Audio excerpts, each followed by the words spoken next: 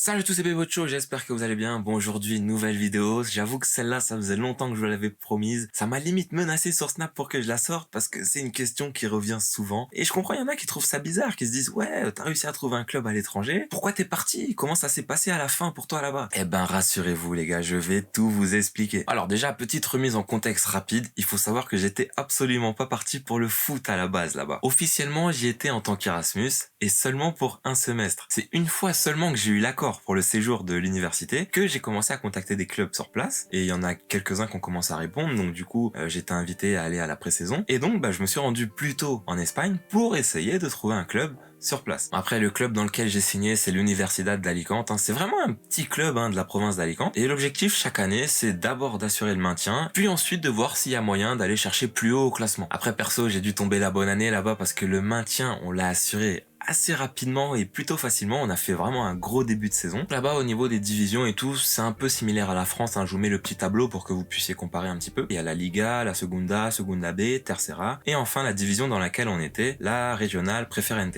On va dire que c'est la Div 5 là-bas. Pour monter en Tercera, il faut finir dans les 3 premiers de ton championnat et ensuite jouer des barrages. Je crois qu'il y a 1 ou 2 tours de barrage de play-off pour accéder à la division supérieure. Et nous, je vous dis clairement, pour un petit club qui à la base jouait le maintien, à 3 journées de la fin, on était à 1 point du 3e. Et donc des places pour se qualifier pour les playoffs. Mais malheureusement, à la fin, on s'est complètement écroulé, on a complètement choqué notre fin de saison et on a fini 4e, juste aux portes des playoffs. Et pour moi, ça s'était plutôt bien passé, c'était une belle saison, en plus j'avais des bonnes stats. Mon envie, c'était de rester une année supplémentaire dans le même club et d'essayer de remonter la saison d'après. Et là-bas, comme je vous l'ai dit la dernière fois, ça parle pas chinois. Bon, c'est vrai que quand t'arrives, c'est compliqué de négocier quoi que ce soit, c'est plutôt tu signes, après tu fais tes preuves, mais une fois que t'as fait tes preuves, t'as une marge de négo qui est un peu plus importante. Et du coup, le président, en fin de saison, il vient me voir, il me demande juste, ouais, est-ce que tu veux rester la saison prochaine? Si oui, dis-moi, j'ai une proposition à te faire. Français, clair, net, précis. Le jour où il m'a demandé ça, il attendait pas de réponse directe. Et une autre chose à rappeler, les gars, c'est que à ce moment-là, je n'ai toujours pas d'agent. Ouais, du coup, quelques jours après, je suis allé le voir, pour savoir vraiment c'était quoi sa proposition. Et c'était une belle proposition. Petit rappel, à cette époque-là, du club, je ne touchais absolument rien, je jouais comme ça, je vivais des bourses Erasmus, les gars. Et là, il vient, il me dit, nous, ce qu'on peut te proposer, c'est la résidence, la pension complète, et la prise en charge de n'importe quel cursus de ton choix à la fac. Moi, clairement, dans ma tête, j'étais comme ça. Bon, c'est ok pour moi, on signe où? Ça, c'est pro. Mais il faut surtout pas faire ça, les gars. Ce qu'il faut faire dans ces conditions-là, c'est faire genre, même si t'as grave envie de dire oui, tu fais genre, oh, je vais y réfléchir. Bon, après, mais pas 10 ans à réfléchir, parce que ça peut vite partir aussi, ce genre de proposition. Et tu reviens quelques jours après et tu lui dis que t'es ok. C'est ce que j'ai fait. Mais j'avais rien signé. Concrètement, j'avais juste donné mon accord verbal. Et donc, fin de saison, du coup, on finit 4e. Et à ce moment-là, j'ai reçu une autre offre d'un club de Tercera, du coup. Et eux, ils m'avaient proposé la résidence plus la pension complète. Faut savoir que je pense que pour les étrangers, là-bas, c'est vraiment l'offre de base. Il y en a qui vont me dire, ouais, c'est pas ouf. Mais au final, est-ce que vous avez besoin de plus? Parce que déjà tu joues en Tercera, donc ça te fait plus de visibilité, suffit que t'aies des bonnes performances, et après ça peut monter mais hyper rapide. Moi quand je suis arrivé là-bas, je connaissais absolument personne, et même pas une bonne saison après, j'ai déjà des clubs de Tercera qui s'intéressent à mon profil. Je vous le dis les gars, ça peut monter hyper vite. Et si vraiment besoin était, j'aurais même pu me trouver un petit taf à mi-temps à côté pour vraiment assurer mes arrières. Et donc j'avais jusqu'à fin juillet pour prendre ma décision, choisir entre les deux clubs. Je rentre en France pour me prendre quelques jours de repos, et j'avais aussi quelques petits trucs administratifs à régler. Ma carte d'identité, elle était périmée, mon contrôle technique, ça faisait 1 an qu'il avait expiré,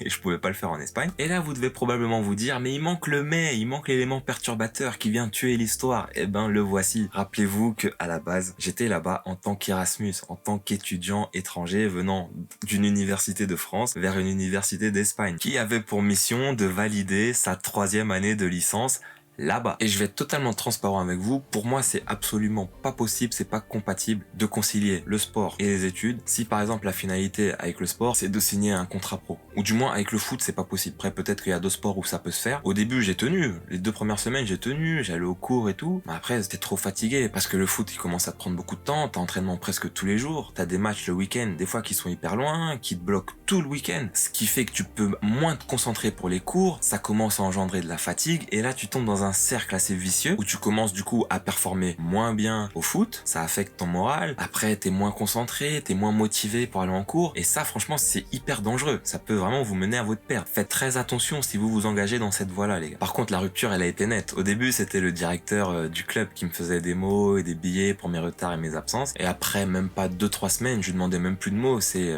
rupture totale, j'ai complètement arrêté d'y aller. Mais grâce au directeur, ce fameux directeur, j'ai quand même réussi à avoir l'attestation de fin de séjour. C'est le document qui atteste que j'avais assisté à tous les cours et à tous les examens pendant tout le cursus. Alors que vous connaissez la vraie histoire les gars. Et encore, les cours c'était pas le plus grave. Mon erreur ça a vraiment été de ne pas me rendre aux examens. Parce que du coup pour la fac en France, j'étais défaillant pour eux. Mais moi à ce moment-là j'étais pas conscient de tout ça. J'étais juste rentré en France pour 2 petites semaines de vacances, réfléchir à quel club j'allais choisir, et je reçois un appel. C'était la fac en France du coup, et la dame clairement elle me menace au téléphone. Elle me dit que si je ne reviens pas valider mon année en France, donc du coup l'année scolaire suivante, je devrais rembourser tout ce qu'ils m'ont donné pendant toute l'année. Il faut savoir qu'à ce moment-là, 1 an en Espagne, je vivais que des bourses Erasmus, j'avais absolument pas les moyens de tout rembourser. Et vous comprenez que tout retour en Espagne, à partir de ce moment-là, était inenvisageable. J'étais clairement dégoûté, j'étais dépité, j'avais limite envie d'arrêter le foot. Tous ces efforts, tous ces entraînements, tout ce que j'avais mis en œuvre pour réussir à accéder à mes objectifs, pour rien au final. Parce qu'une saison de foot, c'est long. Mentalement, c'est compliqué. Il y a d'autres vidéos d'ailleurs qui vont arriver là-dessus. Parce que je vous rappelle que pour moi, la partie mentale, c'est la plus importante, les gars. Si ça ne va pas bien ici, c'est mort pour le reste. Et c'est pas seulement propre au foot, ça. Rappelez-vous-en, les gars, c'est vraiment important. Mais heureusement, j'ai réussi à relever la tête et même à retrouver un niveau encore plus élevé que quand j'étais arrivé en Espagne. Donc ça s'annonce plutôt bien pour la suite. Si vous voulez un petit update de ma situation footballistique actuelle, likez en masse. D'ailleurs, j'ai réussi à récupérer des vidéos de moi en match là très récentes. Donc dites-moi en commentaire si vous voulez qu'on analyse tout ça ensemble. J'espère vraiment que cette vidéo vous aura plu. N'hésitez pas à vous abonner si c'est pas déjà fait. Moi, je vous dis à très bientôt. Peace!